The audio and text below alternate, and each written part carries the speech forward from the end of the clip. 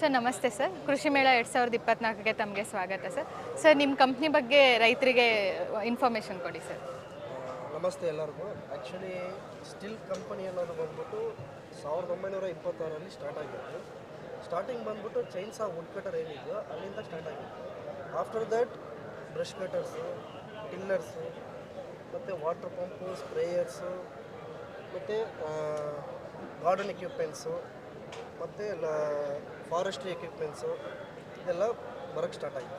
Okay sir, evolve ಆಗಿದೆ ಅಂದರೆ small ಮೆಷಿನರೀಸಿಂದ ಈಗ ಎಲ್ಲ ಟೈಪ್ ಮೆಷಿನರೀಸ್ ಕೂಡ ಅವೈಲೇಬಲ್ ಇದೆ ಸರ್. ಇದೇ ಫಸ್ಟ್ ಟೈಮಾ ನೀವು ಕೃಷಿ ಮೇಳದಲ್ಲಿ ಸ್ಟಾಲ್ ಆಗ್ತಿರೋದು? ನಾವು ಒಂದು ಪಾಸ್ಟ್ ಒಂದು 5 to 6 ಇಯರ್ಸಿಂದ. ಸರ್ ಏನು ಅನಿಸ್ತಿದೆ ಸರ್ ಈ ವರ್ಷದ ಕೃಷಿ ಮೇಳ ಹೋದ ವರ್ಷಕ್ಕೆಲ್ಲ ಕಂಪೇರ್ ಮಾಡಿದ್ರೆ ಏನಾದ್ರು ಹೊಸತನ ಕಾಣಿಸ್ತಿದೆಯಾ ಅಥವಾ?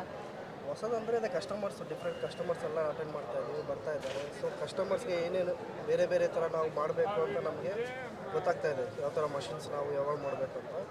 ಸೊ ತುಂಬ ಮಾಹಿತಿ ತಿಳ್ಕೊತಾ ಇದ್ದೀವಿ. ಓಕೆ ಸರ್, ಫಾರ್ಮರ್ಸ್ ರೆಸ್ಪಾನ್ಸ್ ಹೆಂಗಿದೆ ಸರ್? ಫಾರ್ಮರ್ಸ್ ರೆಸ್ಪಾನ್ಸ್ ತುಂಬ ಚೆನ್ನಾಗಿದೆ. ಇದು 2 ದಿನದಿಂದ 2 ದಿನದಿಂದ ಚೆನ್ನಾಗಿದೆ. ಬಟ್ ಈಗ ಮಳೆ ಬಂದಿರೋ ಕಾರಣದಿಂದ ಸ್ವಲ್ಪ ಕೇಸ್ ಬರ್ತಾ ಇರ್ತಾರೆ.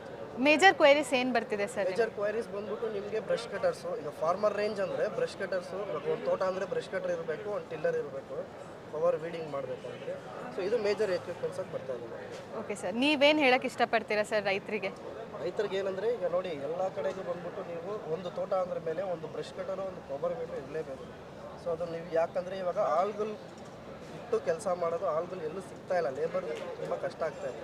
ಸೊ ಮಷಿನರೀಸ್ ನಾವೇನು ಬಂದಿದ್ದೀವಿ, ನಮ್ಮದು ಒಂದು ಲೋಗೋ ಇದೆ, ಅದು ಸ್ಲೋಗನ್ ಇದೆ ನಮ್ಮದು, ಸ್ಟಿಲ್ ಉಪಕರಣ ಲಾಯ ಪರಿವರ್ತನೆ. ಅಂದರೆ ಸ್ಟಿಲ್ ಉಪಕರಣದಿಂದ ತನ್ನಿ ಪರಿವರ್ತನೆ ಅಂತ.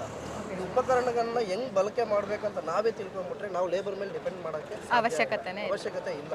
ಟೈಮು ಸೇವ್ ಮಾಡ್ಬೋದು, ದುಡ್ಡನ್ನು ಸೇವ್ ಮಾಡ್ಕೋಬೋದು. ನಮಗೂ ಏನಾಗ್ತಾ ಇದೆ, ಹೇಗೆ ನಡಿಬೇಕು, ನಮ್ಗೆ ಏನು ಇನ್ಕಮ್ ನಾವು ಹಾಕಿದ್ರೆ ಔಟ್ಕಮ್ ಹೆಂಗೆ ಬರುತ್ತೆ, ಸೊ ನಮಗೆ ಗೊತ್ತಾಗುತ್ತೆ ಫಾರ್ಮಲ್ಲಿ ಏನು ಮಾಡಬೇಕು ಅಂತ ನಮಗೆ ಇರಬೇಕು. ಅಂದರೆ ರೈತರು ಕರೆಕ್ಟಾಗಿ ಡಿಸಿಷನ್ ತೊಗೊಂಡು ಅವ್ರ ಫಾರ್ಮಿಗೆ ಯಾವ ಇಂಪ್ಲಿಮೆಂಟ್ಸ್ ಸೆಟ್ ಆಗುತ್ತೆ ಅದನ್ನು ಯೂಸ್ ಮಾಡ್ಕೋಬೇಕು, ಯುಟಿಲೈಸ್ ಮಾಡ್ಕೋಬೇಕು ಇಂಪ್ಲಿಮೆಂಟ್ಸ್ನ. ಸೊ ನಾವು ಯಾರಿಗೆ ತರ್ತಾ ಇದ್ದೀವಿ, ನಿಮಗೆ ಯುಟಿಲೈಸ್ ಆಗಬೇಕಂತಲೇ ತರ್ತಾರೆ ಅದು ಫಾರ್ಮರ್ಸ್. ಸೊ ಅದನ್ನು ಯುಟಿಲೈಸ್ ಮಾಡ್ಕೋಬೇಕು. ಓಕೆ ಸರ್, ತುಂಬ ಥ್ಯಾಂಕ್ಸ್ ಸರ್.